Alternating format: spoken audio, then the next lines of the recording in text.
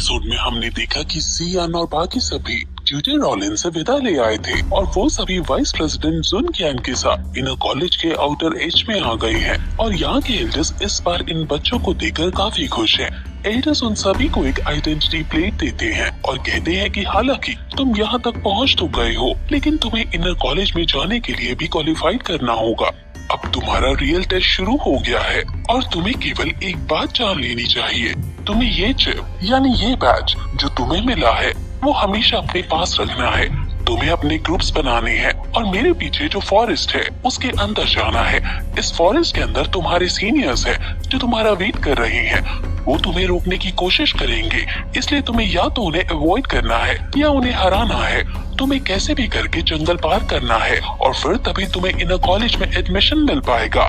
असल में यहाँ कैनन कॉलेज के साथ साथ कई सारे एकेडमी के बच्चे आए हैं, इसलिए इनके बीच सबसे बेस्ट स्टूडेंट लेने के लिए ये टास्क इन्हें दिया जा रहा है। वो और टीम्स तुम्हें रोकने की पूरी कोशिश करेंगी। तुम्हारी बैच के अंदर जो फायर एनर्जी है वो ट्रांसफर हो सकती है और उन्हें वो चाहिए।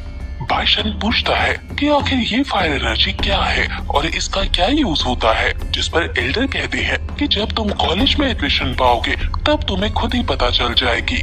अब एल्डर्स फायर एनर्जी हंट नाम के इस टास्क को शुरू कर देते हैं और सभी लोग जंगल की तरफ भागने लगते हैं। अब रात हो गई है और तभी जियान की टीम एक दूसरी टीम देखती है और जियान वगैरह उन्हें ऑब्जर्व करने लगते हैं।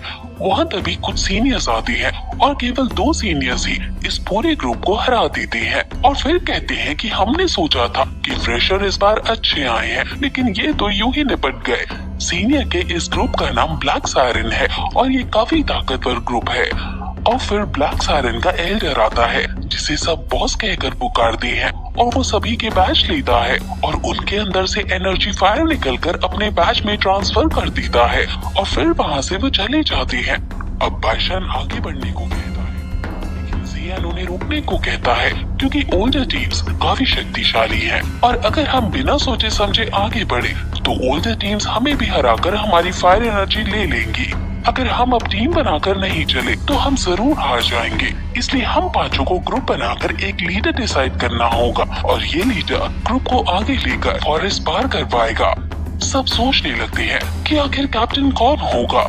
बाइशन जब देखता है कि कोई आगे नहीं आ रहा तो वो खुद कैप्टन बनने के लिए कहने ही वाला होता है कि तभी उससे पहले जी जूनियर जियान को कैप्टन बनने को कहती है, जिस पर बाकी 3 एग्री कर देते हैं और ना चाहते हुए भी बाइशन को भी एग्री करना ही पड़ता है। जियान कहता है कि क्योंकि अब मैं कैप्टन हूँ इसलिए तुम में से किसी को भी खतरे के वक्त अकेले नहीं छोड़कर जाऊंगा, लेकिन तुम सभी को भी अपने पर्सनल मन मुटाव को छोड़कर आगे बढ़ना होगा। स्टूडेंट्स हमको आसानी से हरा देंगे। जी जूनियर कहती है कि हमें पहले इस फॉरेस्ट के बारे में जानकारी लेनी चाहिए ताकि इसको पार कर सके, लेकिन ऑल स्टूडेंट्स को ही सिर्फ फॉरेस्ट के बारे में नॉलेज होगी, लेकिन वो हमारे अभी के लिए दुश्मन है, इसलिए वो हमें बताएंगे नहीं। जिस पर जियान कहता है कि हम ओल्ड स्टूडेंट से भी अब जानकारी लेंगे और अब फिर वो उन्हें अपने साथ ले जाने लगता है। वो एक पेड़ पर बैठकर सोल परसेप्शन टेक्निक का यूज करके आसपास के लोगों को खोजने लगता है और उन बच्चों को खोजता है जो सीनियर्स है और जिनको हम आसानी से हरा सकते हैं, यानी जिन सीनियर्स की स्ट्रेंथ कम है। जियान अब अलग अलग ग्रुप्स को खोजता है, लेकिन कोई भी उसे ऐसा नहीं मिलता जिसकी स्ट्रेंथ कम हो। वो लोग अलग अलग जाकर ट्राई करते हैं और जियान पूरी कोशिश करता है, लेकिन फिर भी उसे कोई ग्रुप नहीं मिल पा रहा होता। अब रात से सुबह और सुबह से दोपहर हो जाती है, जिस पर बाइशन कहता है कि आखिर कब तक हम ऐसे ही वेट करते रहेंगे। जिस पर लड़की कहती है कि ये काम जल्दबाजी में नहीं किया जा सकता है। अब जियान को फिर तभी फाइनली एक टीम दिख जाती है और ये सभी तुरंत वहाँ जाने लगते हैं। वो सीनियर्स का ग्रुप फ्रेशर्स से लड़ रहा था और फ्रेशर्स को उन्होंने हरा ही दिया था। वो फ्रेशर्स की एनर्जी फायर लेकर उसको एब्सॉर्ब भी करने लगे हैं और अब अपना नेक्स्ट टारगेट ढूंढने के लिए लीडर अपने बाकी मेंबर्स से कहता है, लेकिन तभी जियान उन्हें आवाज लगाता है और कहता है ढूंढने की जरूरत नहीं, हम खुद ही तुम्हारे पास आ गए हैं। लीडर कहता है कि तुम्हारी हिम्मत की दाद देनी पड़ेगी, तुम खुद पिटने के लिए आ गए हो। जियान उनकी स्ट्रेंथ का पता लगाता है और कहता है कि ये केवल टॉम मास्टर के 2 स्टार के लगभग है। हम और ज्यादा डिले नहीं करते हैं और जल्दी से अटैक कर देते हैं और ध्यान रहे कोई भाग ना पाए। अब उनमें लड़ाई शुरू हो जाती है, जिस पर जियान की टीम जीतती हुई नजर आती है। जियान लीडर से लड़ने जाता है और लीडर जियान की स्ट्रेंथ को भांपकर अपने आसपास एक मोटा आर्मर क्रिएट कर लेता है, लेकिन जियान अपनी तलवार की मदद से उसके आर्मर को तोड़ देता है और अपनी तलवार से उसके ऊपर रख देता है, जिस वजह से उन्हें सरेंडर करना ही पड़ता है। और अब जियान तलवार के दम पर उनसे पूछता है कि आखिर ये फॉरेस्ट कितना बड़ा है। वो अच्छे से नहीं बता रहे होते और कहते हैं कि बहुत बड़ा, जिस पर जियान अपनी टीम मेंबर्स को एक एक सीनियर सौंप देता है और कहता है कि इनसे अलग अलग इंटेरोगेट करो और अगर ये अलग अलग आंसर दे तो इन पर जो तुम करना चाहो वो करो, यानी 3rd डिग्री दो। अब जियान अकेले एक मेंबर से पूछता है कि इस टूर्नामेंट के कितने सीनियर्स हैं। वो डरते हुए बताता है कि यहाँ टोटल 35 सीनियर्स हैं। टोटल 5 टीम्स हैं, जिसमें 7-7 मेंबर्स हैं। जियान पूछता है आखिर वो कितने स्ट्रॉन्ग है, क्या सब तुम्हारी तरह है या कुछ स्ट्रॉन्ग भी है। वो कहता है कि टोटल 3 टीम हमारी जैसी हैं, लेकिन 2 टीम्स काफी ज्यादा स्ट्रॉन्ग है। इन 2 टीम्स का नाम ब्लैक फ्यूरीज और व्हाइट फ्यूरीज है। ये दोनों टीम्स तुम जितनी ताकतवर हैं और उसमें कई टैलेंटेड वॉरियर्स हैं। ब्लैक फ्यूरी टीम पूरी ब्लैक है और उस टीम के कैप्टन का नाम शादी है। व्हाइट फ्यूरी टीम के सभी लोग सफेद हैं और उसके कैप्टन का नाम लॉ है।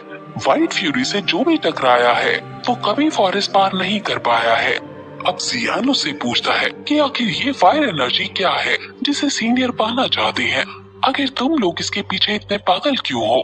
वो कहता है कि इनर कॉलेज के अंदर टावर ऑफ हेवनली बर्निंग की है, जिसका यूज करके तुम्हें तुम्हारी ट्रेनिंग का दुगना रिजल्ट मिलता है, यानी ये एक तरह से तुम्हारी ट्रेनिंग कॉस्ट को कम कर देता है।